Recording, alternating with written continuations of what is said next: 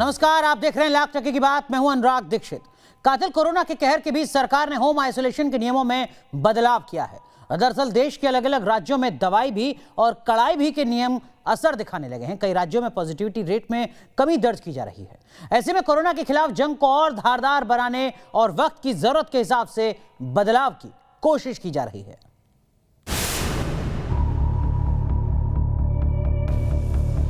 Corona से दो हाथ करते भारत में प्रधानमंत्री मोदी का दवाई भी और कड़ाई भी का नारा असर करने लगा है। देश की राजधानी दिल्ली और देश के सबसे ज्यादा आबादी वाले सूबे उत्तर प्रदेश में इन्फेक्शन रेट में भारी कमी दर्ज की गई है। दिल्ली में 5 अप्रैल के बाद से एक दिन में संक्रमण के सबसे कम केस दिल्ली में 5.78% हुई है संक्रमण दर। 95% के पार हुई रिकवरी दर। दिल्ली में 24 घंटे में संक्रमण के 3,846 केस आए हैं और 235 संक्रमितों की मौत हुई है। वहीं उत्तर प्रदेश में संक्रमण की दर 3.6% तक गिर गई है। यूपी में पिछले 24 घंटे में पॉजिटिविटी रेट 2.45 दर्ज हुआ है। उत्तर प्रदेश में कोरोना के खिलाफ सीएम योगी के एक्शन की बदौलत अच्छे नतीजे दिखने लगे हैं। उत्तर प्रदेश में अब तक देश में सबसे ज्यादा 4,55,31,018 लोगों की जांच की जा चुकी है। पिछले 24 घंटे में रिकॉर्ड सबसे ज्यादा 2,99,327 लोगों की जांच हुई। इसमें ग्रामीण इलाकों में 2,19,000 और 1,22,000 से ज्यादा RT-PCR टेस्ट हुए हैं। यूपी में पॉजिटिविटी रेट में काफ़ी कमी देखी जा रही है। एक महीना पहले तकरीबन पॉजिटिविटी रेट 23% के आसपास थी, लेकिन अब वो घटकर 3% तक जा पहुंची है। इस वक्त मेरे साथ स्वास्थ्य मंत्री जयप्रताप सिंह जी हैं।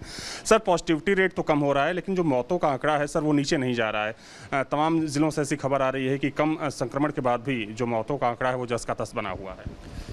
देखिए, कोरोना वायरस के सेकेंड इस फेज़ में हम सभी लोगों ने देखा है कि इसका जो इन्फेक्शन का जो तरीका है ये पिछले बार से बहुत बदल गया है। इसलिए अंतर तो आपको मिलेगा ही। पिछले बार का जिस तरह से इन्फेक्शन हुआ था वो कम मृत्यु हुई थी। इस बार का इन्फेक्शन क्योंकि सीधा लंग्स में पहुंच रहा है और सीधा आपको इफ़ेक्ट कर रहा है, तो इसलिए इसमें मृत्यु ज़्यादा मिलेगा आपको। जैसे जैसे वायरस बदलता है अपने आप को, वैसे वैसे उसका जो लाइन ऑफ ट्रीटमेंट भी बदलता है और लाइन ऑफ ट्रीटमेंट और डिफ़िकल्ट हो जाता है जिस तरह से हम लोग करते हैं।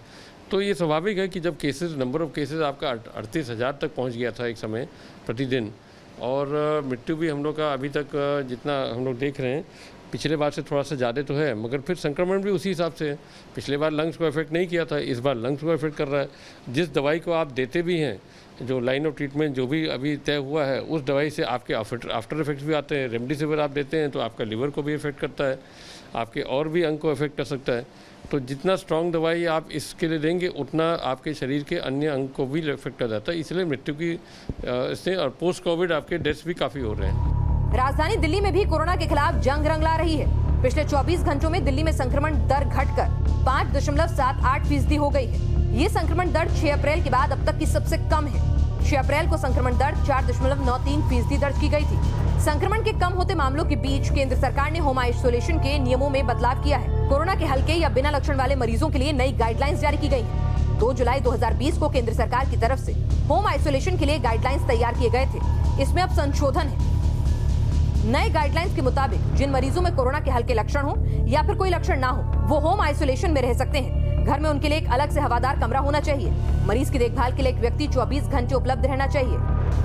नए नियमों के मुताबिक मरीज को नियमित तौर पर डॉक्टर के संपर्क में रहना चाहिए और सेहत की नियमित निगरानी करनी चाहिए। लेकिन सबसे बड़ा सवाल ये है कि आखिर होम आइसोलेशन में कौन कौन रह सकता है। जिनके घर में आइसोलेशन के लिए अलग कमरा हो, परिवार के सदस्य क्वारंटीन में रह सके, जिन मरीजों का ऑक्सीजन लेवल कमरे की हवा में 94% से ज्यादा हो, 60 साल से ज्यादा उम्र के लोग या गंभीर बीमारी से पीड़ित मरीज डॉक्टर की इजाजत के बाद ही होम आइसोलेशन में रह सकते हैं। केंद्र सरकार की तरफ से जारी नई गाइडलाइन में संक्रमित लोग किस तरह अपनी निगरानी करें इसके बारे में भी बताया गया है, जिसके मुताबिक मरीज को हर वक्त अपने ऑक्सीजन लेवल की जांच करनी चाहिए। दिन में 3 से 4 बार पैरासिटामोल लेने के बाद भी अगर बुखार कम ना हो तो तुरंत चिकित्सक से संपर्क करें। कोरोना के शुरुआती लक्षणों के 10 दिन बाद या फिर अगले 3 दिन से बुखार ना हो तो आइसोलेशन को खत्म कर सकते हैं। Team news nation. कोरोना के कहर के बीच अब ब्लैक फंगस दहशत मचा रहा है। देश में ब्लैक फंगस के मरीज तेजी से बढ़ रहे हैं। एक तरफ कोरोना जिंदगी पर भारी पड़ रहा है तो दूसरी तरफ ब्लैक फंगस की बीमारी डरा रही है। कई राज्यों में ब्लैक फंगस के कई मरीज मिल चुके हैं।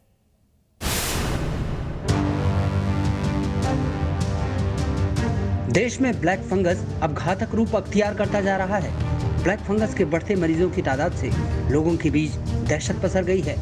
शहर शहर ब्लैक फंगस के मरीज मिल रहे हैं। यूपी में भी ब्लैक फंगस का फंदा कस रहा है।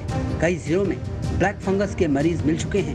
अलीगढ़ में इस बीमारी के 2 मरीज मिले हैं, जिससे स्वास्थ्य महकमे में हड़कंप मच गया है।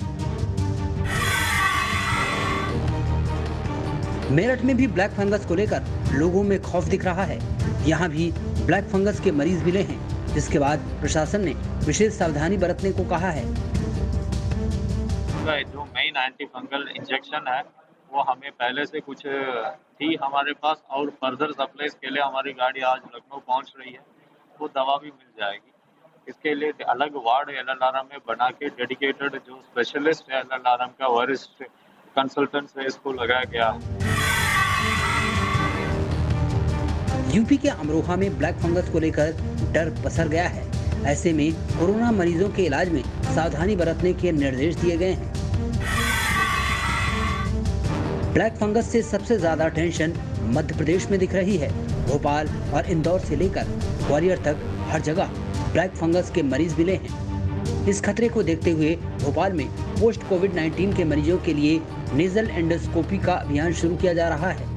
जैसा कि आपने देखा होगा कि पिछले कुछ दिनों में म्यूकर माइकोसिस के काफ़ी सारे पेशेंट्स देखने में आए हैं।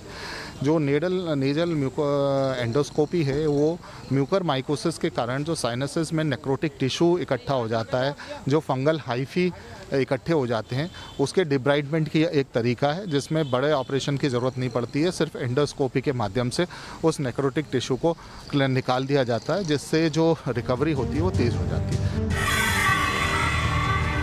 ग्वालियर में ब्लैक फंगस के खौफ के बीच इसके इलाज में इस्तेमाल होने वाला इंजेक्शन बाजार से गायब है। ब्लैक फंगस के शिकार लोगों के परिवार वालों को इंजेक्शन के लिए भटकना पड़ रहा है।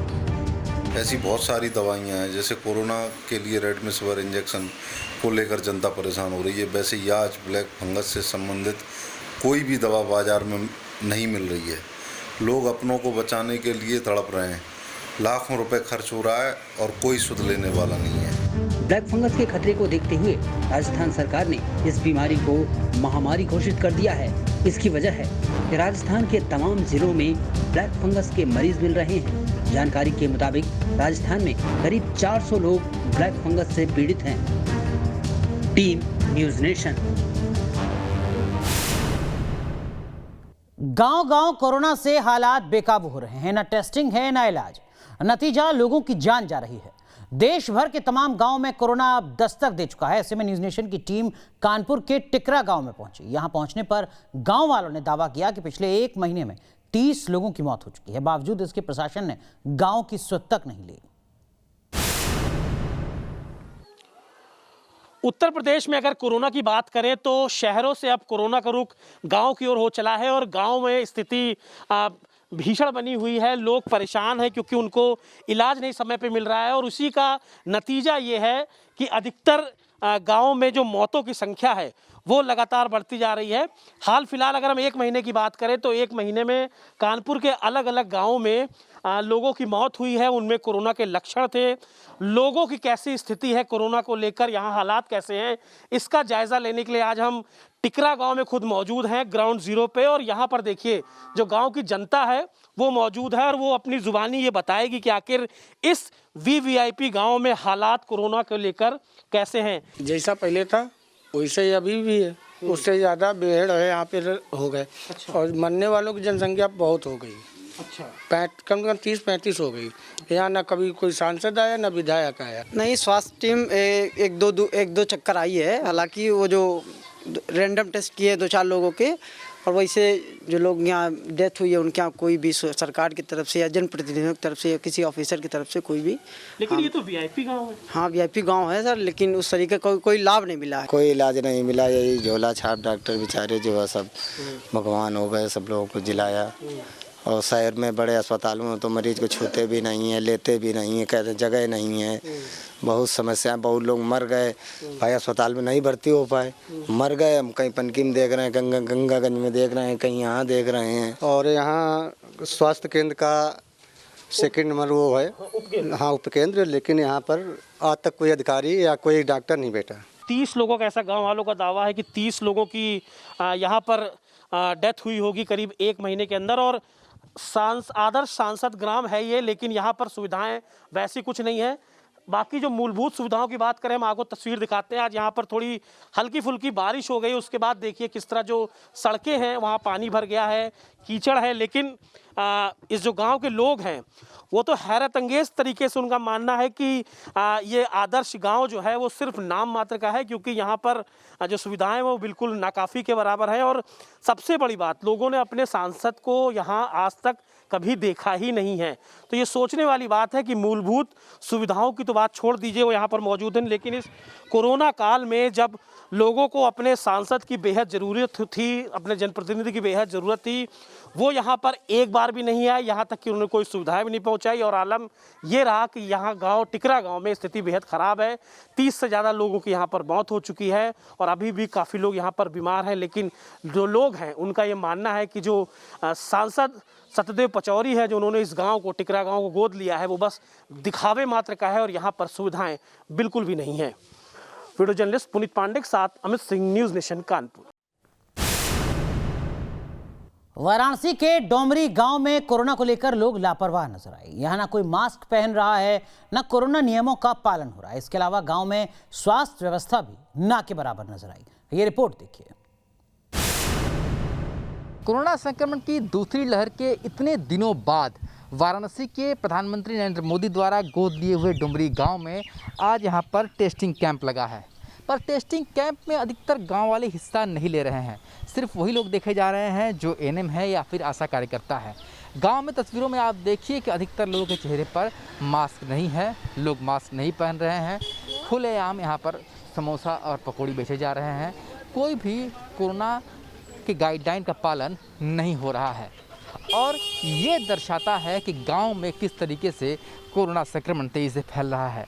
और ये गांव हाईलाइट इसलिए भी है कि प्रधानमंत्री का गोद लिया हुआ गांव है। भाई साहब, आप लोग यहाँ पर गांव में रहते हैं, आप लोग ये मास्क देख कर लगा रहे हैं, क्या जांच वाच कराया आप लोगों ने? हाँ, बथुआ लगा है, सुई लगा है। टेस्टिंग हुई है? हाँ। क्या लगता है यहाँ पर जो व्यवस्था यहाँ पर है, जो बेड वगैरह अभी तक तो यहाँ पर है नहीं, ऑक्सीजन सिलेंडर वगैरह है नहीं, तो कितने ज़्यादा डर लगता है यहाँ पर? देखिए, मान लीजिए हम लोग तो अपना सोचने बनने के घर रहते हैं, गांव का क्षेत्र है और ज़्यादा वही है कि मतलब अकेले आना जाना रहता है हम लोगों का है। हम लोग सुई भी लगवा चुके हैं, टेस्टिंग भी 2-3 बार करवा चुके हैं। अगर तस्वीरों में देखेंगे जैसे जैसे कैमरा जहाँ घूम रहा है, लोग वहाँ पर मास्क लगाते हुए दिख जा रहे हैं। पर गाँव की हकीकत जो है वो ये है कि ना ही यहाँ पर कोई मास्क लगा रहा है, ना सोशल डिस्टेंस का पालन कर रहा है। खुलेआम यहाँ पर जो रेडी पटरी के दुकानदार हैं वो भी अपनी दुकानदारी कर रहे हैं, पर जो कोरोना गाइडलाइन है उसका पालन नहीं कर रहे हैं। तो ये हकीकत है वाराणसी के उस गांव की जो कि प्रधानमंत्री द्वारा खुद गोद लिया हुआ है। यहाँ पर अभी भी प्राथमिक स्वास्थ्य केंद्र की कोई बिल्डिंग नहीं है, ना ही कोई बेड की व्यवस्था नहीं है। तस्वीरों में देखिए, मास्क चेहरे पर है नहीं, लोग बिना मास्क के इस तरीके से घूमते हुए दिखाई दे रहे हैं। तो ये जो हालात है ये गांव में और ज़्यादा खतरा उत्पन्न करा रहे हैं। भाई साहब, आप इसी गांव के हैं, टेस्ट कराया क्या आपने? हमारा पहले वो सरकारी अस्पताल में हुआ था। हाँ। इस बार नहीं कराया? नहीं, अभी तो नहीं कराया। मास्क भी नहीं पहना आपने?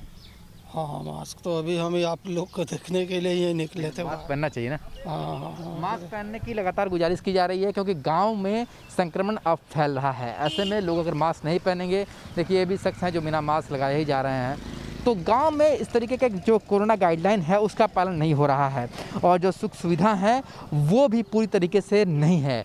इतने दिनों बाद दूसरी लहर की आज यहाँ पर टेस्टिंग की जा रही है और उस टेस्टिंग में भी अधिकतर गांव वाले हिस्सा नहीं ले रहे हैं, जो कि चिंता का विषय है। डॉक्टर खुद बता रहे हैं कि जागरूकता की कमी है और इसीलिए गाँव के लोग टेस्ट कराने से बच रहे हैं। वीडियो जर्नलिस्ट विपिन सिंह के साथ सुशांत मुखर्जी, डोमरी गाँव, न्यूज़ नेशन, वाराणसी। और अब बात मेरठ के बहादुरपुर गांव की। इस गांव को भी गोद लिया गया था। यहां कोरोना से लोगों की मौत हो रही है, लेकिन हेल्थ सेंटर्स यहां खुल ही नहीं पाया है। इसके अलावा अभी तक गांव में कोई सर्वे तक नहीं हुआ है। ये रिपोर्ट देखिए। मैं परतापुर के बहादुरपुर गांव में हूं। ये गांव सांसद ने 2 योजनाओं से गोद में लिया हुआ है। पंचायत चुनाव के बाद गांव में जिस तेजी से कोरोना फैला है, परतापुर के अछरौंडा, घोसी और दूसरे कगोल गांव में 50-50 लोगों के मरने की सूचना थी। इस गांव के कैसा अस्पताल मिला है, कैसी अस्पताल में सुविधाएं हैं, कितना दौरा सांसद ने यहाँ किया, कितने दिनों में क्या कोविड काल में यहाँ सांसद आए या उससे पहले आए, ये जानेंगे। तो सांसद राजेंद्र अग्रवाल ने गांव गोद लिया, इस गांव की हालत बताइए। जब हमारे गांव को इसने गोद लिया तो एक बार यहाँ डीएम साहब, एसडीएम साहब, सीडीओ साहब और ये राजेंद्र अग्रवाल जी और सोमेंद्र तोमर जी एक बार आए सिर्फ। कितने साल में? करीब यूँ समझिए 7 साल में। 7 साल में एक बार आए? एक बार। और मैंने यहाँ तक कहा कि हमारा एक झोड़ है उसे साफ करवा दें, हमारा फील्ड बनवा दें, हमारी सड़क बनवा दें। यो कहने लगा पर छरुंडा गांव में खड़ा हो गया राजेंद्र अग्रवाल, बहादुरपुर है कहाँ, और आज तक इसने दर्शन नहीं दिए हमारे गांव में आकर। कोविड चल रहा है इस गांव में, कोविड के क्या हालात? कोविड के हालात खराब हैं जी, कोई वैक्सीन लगाने को यहाँ आया नहीं है अभी तक भी, कोई पूछने को तैयार नहीं है। कितने बीमार हैं गाँव में? गाँव में कम से कम 10 आदमी बीमार हैं। कितनी मौत हो रही है अब तक हमारे यहाँ 4-5 मौत हो चुकी हैं। क्या नाम है जी आपका? माधव कुमार, पूर्व बीडीसी। पूर्व बीडीसी सदस्य हैं? हाँ जी। सांसद आए क्या है? नहीं, 10 साल में नहीं आए एक बार भी। एक बार भी नहीं आए 10 साल में। ये तीसरा टर्म सांसद का चल रहा है। नहीं, अभी तक नहीं आए। लोगों ने मास्क क्यों नहीं पहन रखा? सबने मास्क है जी, बस घर पे ही पहनते ही नहीं। आपने भी नहीं लगा रखा? अभी एकदम बीडीसी सदस्य हो, आपको लगा लो। चलो सांसद नहीं आए, लेकिन कोरोना से तो अपना बचाव खुद है। हाँ, खुद तो बचाव कर रहे हैं, घर पे रह रहे हैं। घर पे बाहर नहीं निकल रहे? नहीं, कहीं नहीं जाते हैं। सांसद तो नहीं आए। इन लोगों की शिकायतें, जिसमें पूर्व बीडीसी हैं, पूर्व प्रधान हैं और कोविड के पेशेंट हैं गाँव में, लेकिन फिर भी लोग जागरूक नहीं हैं, मास्क नहीं पहन रहे हैं। ये अपने आप में दुख की बात है। पूर्व प्रधान जी, जरा इन लोगों को गाइड करो कि ये मास्क पहना करें, आप ही जिम्मेदारी निभा लो। वीडियो जर्नलिस्ट नवीन पाल के साथ अभिषेक शर्मा, परतापुर, मेरठ। इस बीच एक बड़ी खबर आपको बता दें, स्वास्थ्य मंत्रालय ने सेकेंड वेव कोरोना की जो है उसके दरमियान क्या कुछ मदद पहुंचाई है, इसका डेटा जारी किया है। इसके आंकड़े जारी किए हैं। 27 अप्रैल से 18 मई के बीच का ये आंकड़ा है जो केंद्र सरकार की तरफ से, स्वास्थ्य मंत्रालय की तरफ से मदद दी गई है राज्यों को। इसके मुताबिक 11,800 मीट्रिक टन लिक्विड ऑक्सीजन की सप्लाई की गई है। 727 टैंकर्स ऑक्सीजन की सप्लाई जरूरत के मुताबिक हुई है। 196 ऑक्सीजन एक्सप्रेस ने जरूरत के मुताबिक फेरे लगाए। 13 राज्यों को ऑक्सीजन एक्सप्रेस से सीधी मदद दी गई है। उत्तराखंड, कर्नाटक, महाराष्ट्र, मध्य प्रदेश को ऑक्सीजन की मदद दी गई है। आंध्र प्रदेश, राजस्थान, तमिलनाडु, हरियाणा, तेलंगाना को भी मदद दी गई है। साथ ही साथ पंजाब, केरल, दिल्ली और उत्तर प्रदेश को भी ऑक्सीजन की मदद केंद्र सरकार की तरफ से दी गई है। इस वक्त की बड़ी खबर, केंद्र सरकार ने जानकारी साझा की है अपने कदमों से जुड़ी। इस बीच रुक करते हैं इस वक्त की एक और बड़ी खबर की ओर जो राजस्थान से सामने आ रही है। राजस्थान में मिनी लॉकडाउन से जुड़ी ये बड़ी खबर है। राजस्थान में 21 जून तक धारा 144 लागू रहेगी। अगले एक महीने धारा 144 का एग्जीक्यूशन बढ़ाया गया है, यानी 144 का जो दायरा है उसको अगले एक महीने तक के लिए बढ़ा दिया गया है। 144 के दरमियान लोगों के जमा होने पर रोक लगती है, जैसा कि इस नियम में प्रावधान है। घर से निकलने, बाजार जाने पर भी कड़े नियम आगे भी लागू रहेंगे। तो अगले एक महीने के लिए धारा 144 को बढ़ा दिया गया है राजस्थान में, जिसका सीधा मतलब ये कि 4 या 4 से ज्यादा लोग एक जगह एक साथ इकट्ठे नहीं हो सकते। चलिए इस वक्त की बड़ी खबर आपको बता दें, टूल किट मामले में संबित पात्रा जो भारतीय जनता पार्टी के प्रवक्ता हैं, उनके खिलाफ एफआईआर दर्ज हुई है। छत्तीसगढ़ पुलिस ने संबित पात्रा के खिलाफ एफआईआर दर्ज की है। छत्तीसगढ़ में रायपुर के सिविल लाइन थाने में एफआईआर दर्ज की गई है। संबित पात्रा के साथ साथ छत्तीसगढ़ के पूर्व मुख्यमंत्री डॉक्टर रमन सिंह के खिलाफ भी एफआईआर दर्ज की गई है। आईपीसी की धारा 504, 505(1) के तहत एफआईआर दर्ज की गई है। संबित पात्रा और रमन सिंह पर 469 और 188 भी लगाई गई हैं। इन दोनों के खिलाफ एफआईआर दर्ज हुई है टूल किट मामले में। दरअसल में कांग्रेस पार्टी जांच की मांग कर रही है। एफआईआर की शिकायत दिल्ली के पुलिस कमिश्नर से भी की थी कांग्रेस पार्टी ने। वहीं दूसरी तरफ भारतीय जनता पार्टी ने आरोप लगाया है कांग्रेस पर प्रधानमंत्री नरेंद्र मोदी की छवि को प्रभावित करने का, उन्हें बदनाम करने का।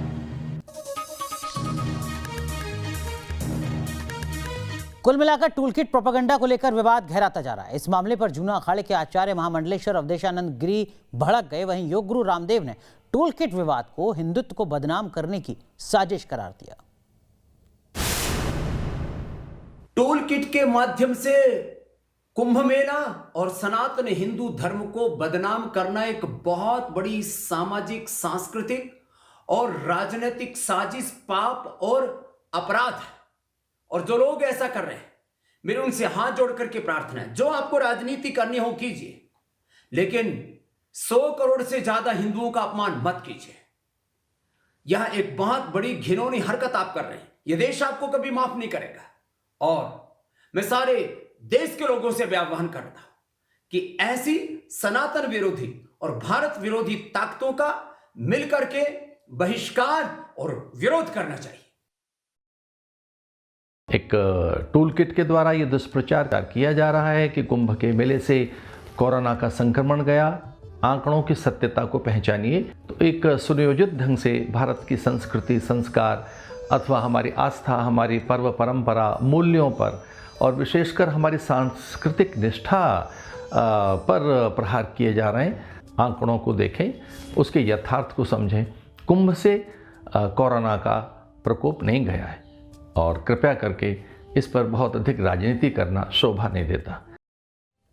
तो इस वक्त की बड़ी खबर जो गाजियाबाद से सामने आ रही है ब्लैक फंगस से जुड़ी, वो आपको बता दें। गाजियाबाद में ब्लैक फंगस के अब तक 18 केस सामने आ चुके हैं। उत्तर प्रदेश के गाजियाबाद से ये खबर है, दिल्ली से सटे गाजियाबाद से, जहां ब्लैक फंगस के 18 मामले सामने आए हैं। गाजियाबाद में ब्लैक फंगस के 5 मरीजों का ऑपरेशन किया गया है। गाजियाबाद में ब्लैक फंगस के 13 ऐसे मरीज हैं जिनका इलाज लगातार जारी है। कुल मिलाकर एक जिले से 18 मामले ब्लैक फंगस के सामने आ चुके हैं गाजियाबाद से। यानी कुल मिलाकर कोरोना के कहर के बाद अब ब्लैक फंगस का कहर और उसका दायरा लगातार बढ़ता जा रहा है। गाजियाबाद से जो जानकारी मिल रही है उसके मुताबिक 18 मामले अब तक सामने आ चुके हैं। एक ब्रेक यहां पर लेना है, लेकिन ब्रेक पर जाने से पहले बात देश की बहस की, जिसके लिए जो मुद्दा आज आपने चुना है वो मुद्दा है बदनामी वाली टूल किट से भ्रम आखिर फैला कौन रहा है। 70% लोगों ने इस मुद्दे को चुना है देश की बहस के लिए। इसी मुद्दे पर देश की बहस रात 8:30 बजे दीपक चौरसिया के साथ।